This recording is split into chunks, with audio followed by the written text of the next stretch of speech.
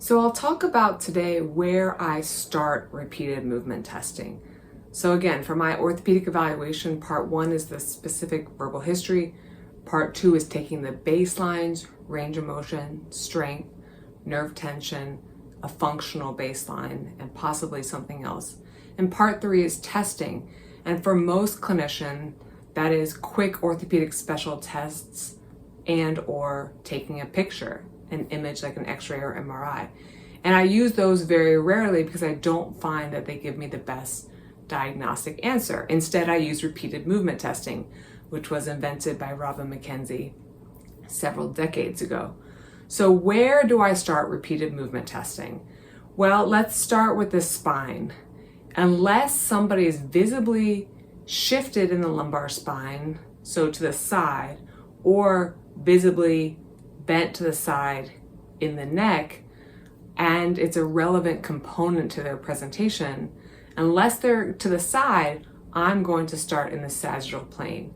So you have to take into account if the shift is obvious, if the bending is obvious to the naked eye, and if it's relevant to the symptoms. Meaning if someone says, hey, I've been shifted like this for 10 years and my pain came on last week, it's likely not relevant. So I'm starting in the sagittal plane with the spine, which means either extension or flexion. And that's just how the algorithm is designed. But it's based on prevalence, and it's also based on giving you the best information. So prevalence-wise, I know that the majority of people who have derangements in their back or in their neck or in their mid-back will need a form of extension. But some will need flexion and some will need motions to the side. So prevalence informs that starting point, but it's also informed by the verbal history and the baselines. So if someone's verbal history is saying, for example, with their low back, I feel worse when I'm walking, I feel worse lying on my stomach, and I feel so much better when I'm sitting, then that tells me there's a likelihood that that joint will respond to flexion, meaning it's a joint derangement that has a directional preference of flexion. Not all orthopedic disorders are joint derangements that need a specific direction to get better, but that's where we're trying to deduce with our evaluation. I'm listening for clues in the verbal history, I'm looking for clues in the baselines, and then I'm solidifying my hypothesis based on the repeated movement testing. If there's a movement that restores mechanics, restores baselines, and abolishes symptoms, then the diagnosis is therefore a joint derangement. But a tendinopathy or a fracture or an infection or a non-musculoskeletal disorder will not change when we do repeated movement testing. So I'm starting in the sagittal plane when it comes to the spine, unless there's a clear relevant deformity to the side, in which case I'll start with a lateral motion.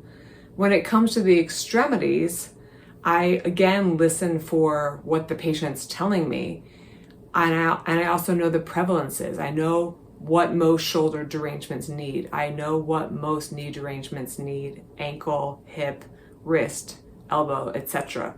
But the verbal history is giving me a really good place to start, and the baselines. So if someone says their elbow hurts, and if they're sitting at their desk typing for a long day, it can start to ramp up in terms of pain.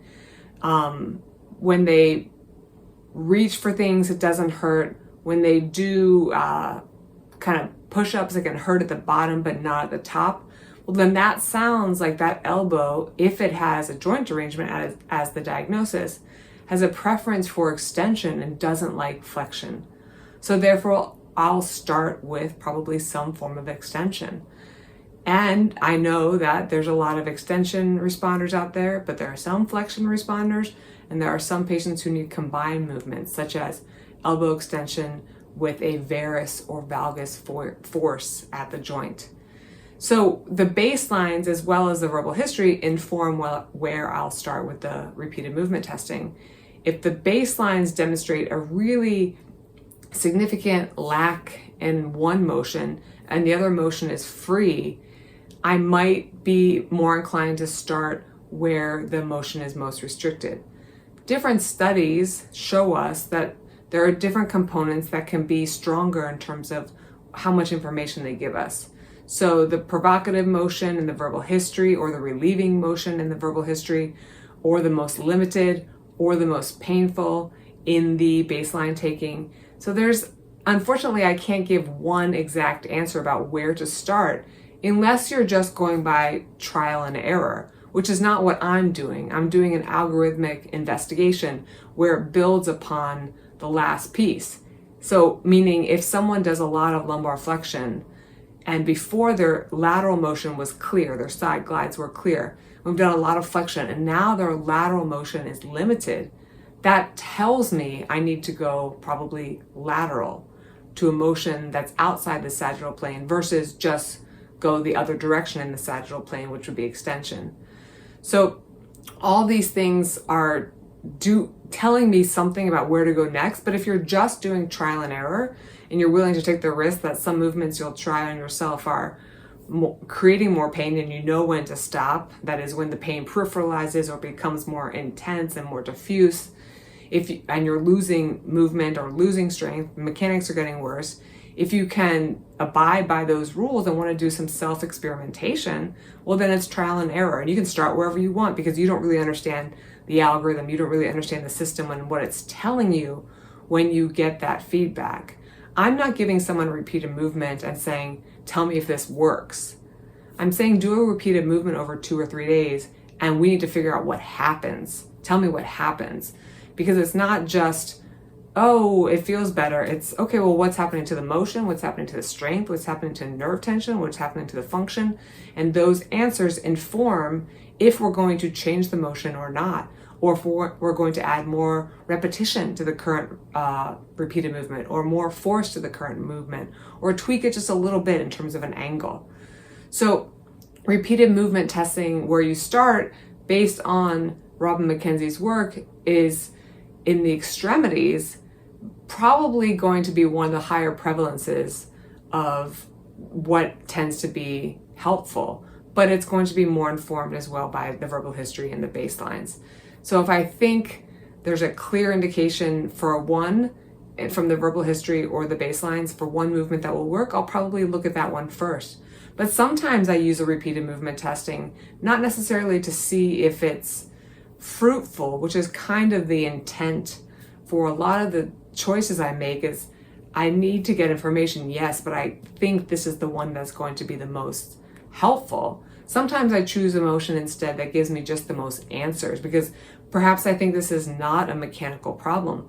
Well, I can more effectively rule that out in a lot of cases by flexing the person or going into a movement that if it were mechanical, I would assume would make the presentation worse.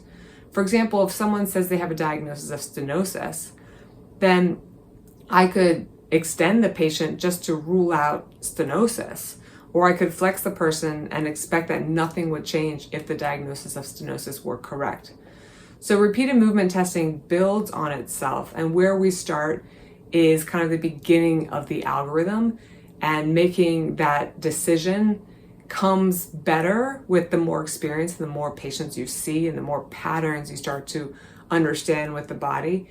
But in terms of force, we're starting with the least amount of force to be safe. So it's usually patient-generated movements.